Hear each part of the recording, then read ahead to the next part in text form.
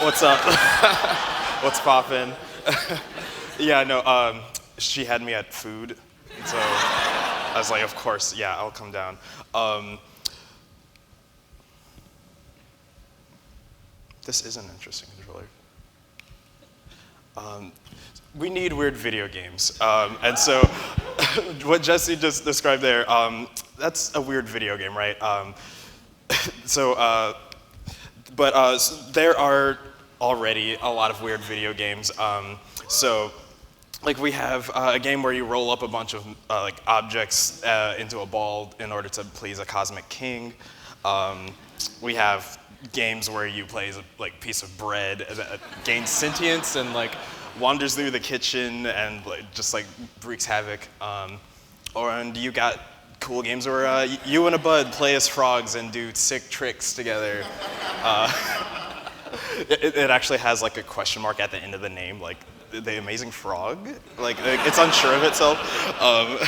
Yeah, these kinds of games are in the like vast minority, and even though like I feel like they're the types of games that really push the medium like forward the most. Like as ridiculous as this is, like there's a lot of like experimental things that maybe like a AAA studio wouldn't really ever attempt. And so. We really need these weird standout games, and I just wanted to share a bit about like my journey in making one and just like what that's like. I'm TJ. I'm a 23-year-old game developer, 3D artist from St. Louis, Missouri. Like shout out to the Midwest.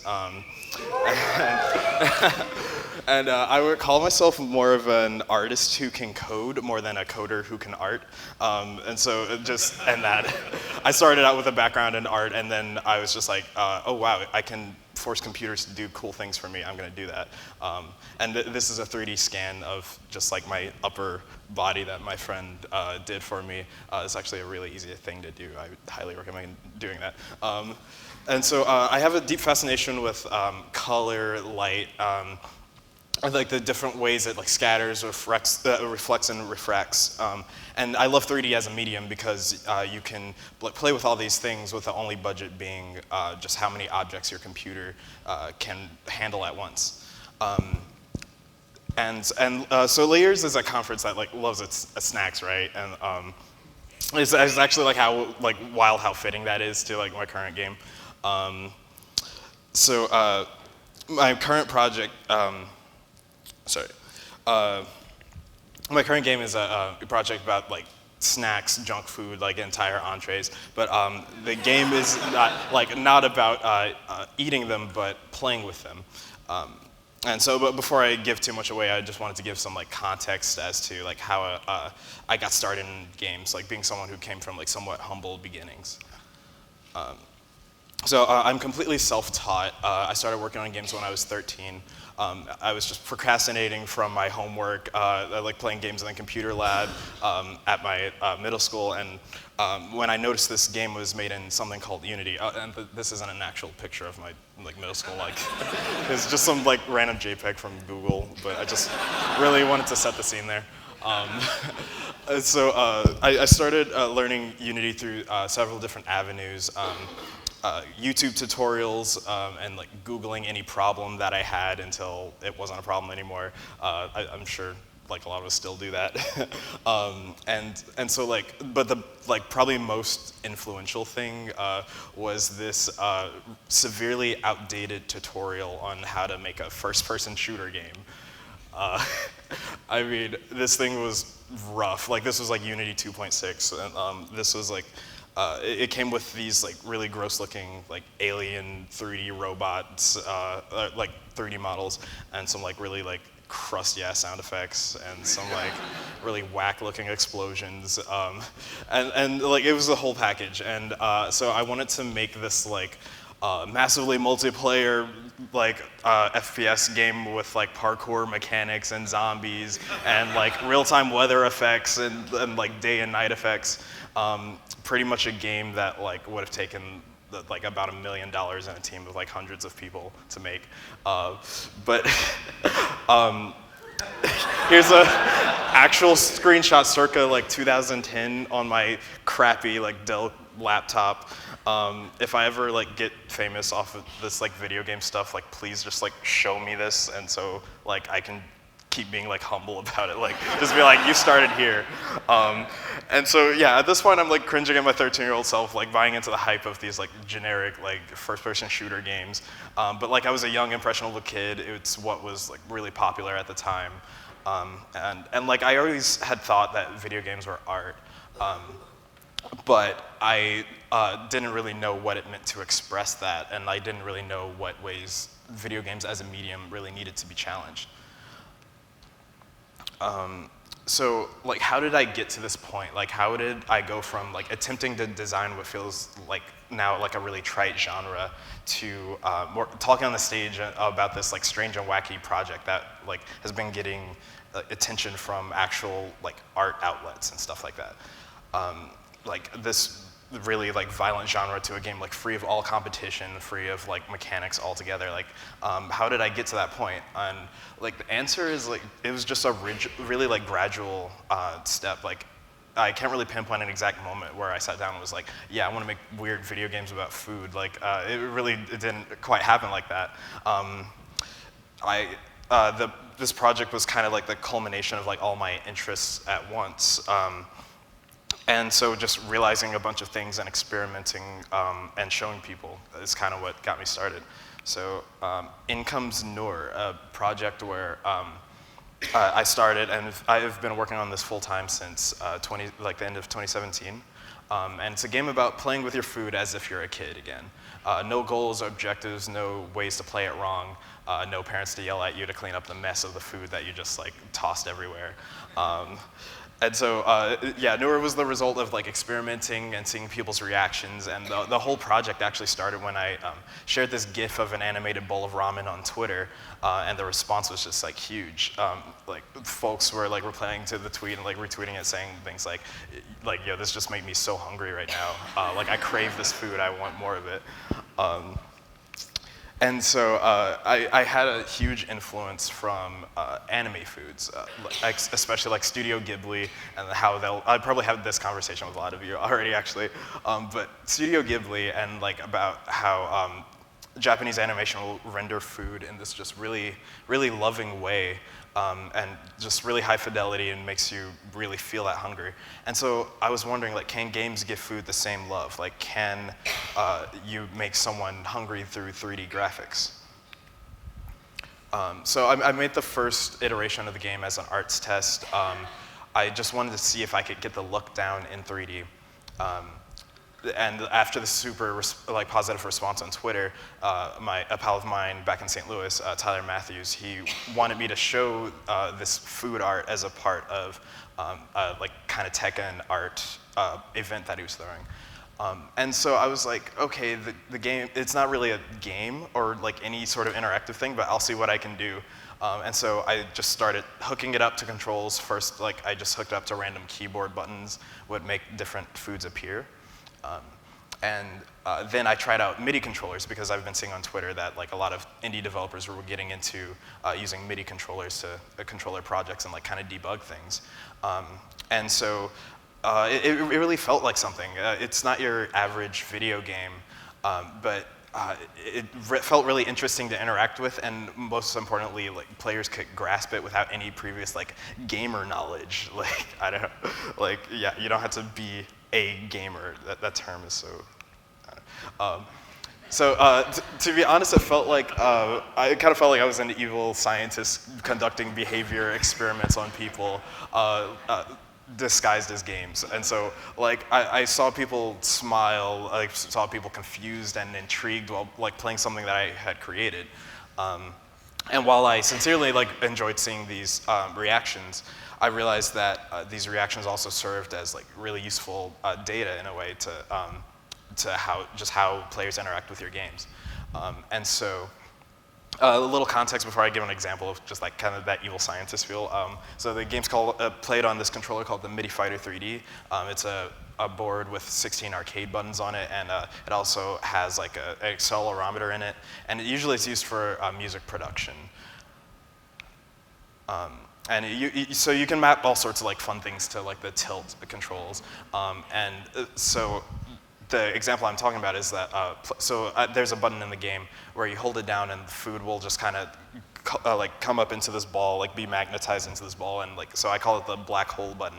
And I noticed when players were playing the game, they would press that button and then try to tilt the controller almost as if to move the just ball of food.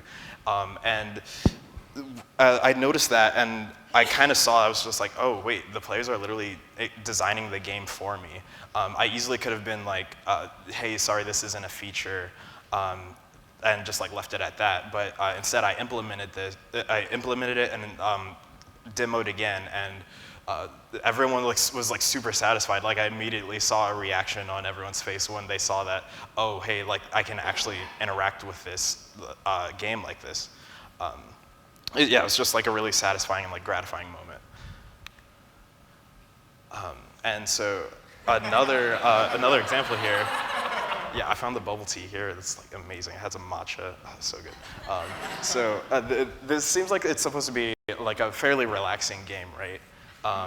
So another standout example of this seeming like some weird like social experiment was one time at the Game Developers Conference in San Francisco, like last year, I believe. I was showing the game in a bar as a part of a like just bar demo night, and there was this moment where someone was playing the game, and he was playing the bubble tea scene, and the game was still like fairly early in development. And so some of the buttons didn't do anything yet, just because I literally hadn't just mapped them out. And so he kind of just like came up to me and was just like, hey, like, he was just like giving me some feedback. He was like, hey, like when I press this button, I expect it to do something. I expect it to actually do something. And it doesn't appear to be doing anything. I'm really confused right now. And he actually kind of started raising his voice and getting a little confrontational. And so I was just like, okay, whoa, dude. Yeah, the game is in development. We're still working on it. Literally, just I made this build like on the plane ride over. Don't worry, this is not a design choice. And so like he eventually like apologized if he seemed a bit abrasive, but it was just so interesting in that like if you don't like gratify a player's like needs. I don't know, you might like start a bar fight. Like they actually might get in your face. And so I'm glad I got out of that situation unscathed. This is kind of why, yeah, it just felt like a weird behavior experiment, except instead of like a Frankenstein-style monster, at the end you get like a bunch of people like kind of smiling at something you made, and like that was really rewarding. Yeah, everyone's smiling except for that one guy. And so, why weird video games? Like, why not choose a like tried and true like genre format that like I already know will do well? And the basic answer is just because I care about this medium. I care about this art form. Indie games that kind of go against the grain kind of have this responsibility to keep things like really fresh and exciting. And it like introduce mechanics that just no one has ever seen in a game before. And I'm not saying that every game ever needs to be this like really obscure like art piece, but just imagine if we never like deviated from the formula of just shooter games and things like that, the military shooter format. Like imagine if we never went from that. Like the video games are art truth would be in an even worse position than it already is. And I actually recently found out it wasn't until 2011 that the video games became legally recognized as art and actually were legally protected under the First Amendment, like free speech right. And so I guess I technically wasn't an artist for the first like 3 years of me doing this. Like, the court case ruled that just like books and movies, games communicate like ideas using literary devices, characters, themes, motifs, and like things like that. And like I could have told them that like games that have all of those things plus like player interactivity, like how isn't that art really? And so if experimental games are so unsellable, then like how did this game like really catch on in the first place? Like how did like it started with a GIF on Twitter, but like surely that isn't like the full story. Finding an audience for your project is usually like the hardest thing to do, but like it was actually surprisingly easy for this game just because it had enough appeal to where like you could it can catch on without much like explanation. Like everyone understands food, everyone likes weird zany 3D graphics, about everyone, I guess. And so after the initial tweet of this ramen, of the ramen GIF went out, Polygon, a video game news outlet, they saw the game, and they decided to do a video with me at the 2016 Game Developers Conference, and it was a huge like piece of exposure that I really wasn't anticipating getting. And so, contributing to the virality of the whole situation, I became an internet meme, like I became a Tumblr meme, like in the process, and so I really had like 15 seconds of fame from this. So, all the comments on the video were just like super positive, and so someone decided to like screenshot all of that, and they wrote the caption, "My skin is clear, my crops are thriving." Like, and so like, yeah, I was just particularly dressed up that day. I had like glitter and like my windbreaker on, and like I hadn't even remembered that I had a video interview that day. I was just like, oh, I guess we're doing this. And so yeah, that was crazy. And then came the fan art. Like, who has this much skill to just like do this for free? I don't know. And so, and like once this happened, I thought to myself, like, how do I top this? Like, I've never seen this happen to like someone's game project where like people are like drawing them and stuff. And so I went on Twitter and I launched my Kickstarter, and I tried to get Guy Fieri to tweet about my game. I just like added him a bunch and was just like, everyone just tweet at Guy Fieri. Didn't end up happening. He's a busy man. However, it did still permeate the food world. This guy, Justin Warner, he reached out and actually like retweeted the game and like checked it out just because someone tagged him in it. And so like just huge shout out to him that like creating this kind of overlap that I never thought was possible, and I never really thought about video games and like just the food world. But yeah, even if it isn't out yet, like working on this game has taught me like so many lessons. Like firstly, that the internet is absolutely wild, and that like food is universal and play is universal. These are all things that we all have some sort of relationship with like food and just play. That's just such early like instinctive parts of just us as humans, and regardless of like language or culture. And so video games don't really need to rely on like competition and conflict to really express meaningful ideas. And when I demo the game, like sometimes people approach the game with like almost like reluctant curiosity. They approach it and they're just like, oh, can I interact with this? Will I do it wrong? Will I mess this up? But like, I really think that games, when they really become art, will sort of kind of diminish these barriers and really show that like, yeah, anyone can approach this without any like prerequisite or having to be in any sort of like in-group. So yeah, I just want every aspiring creator to feel like really confident in like chasing their digital dreams, and like no matter how wacky the idea seems. Like if you told me like 5 years ago I'd make a chaotic food simulator that have me speaking at a conference like this, like yeah, I'd think you're nuts. And so yeah, just like I learned how to do all this related by just like Googling things and like having just like a really weird idea. And so I think you'll never know what sort of things will arise from the amazing opportunities that may arise from just chasing that weird project that maybe you're just doing like in your free time in your bedroom. Like, yeah, who knows really. So yeah, thanks a lot.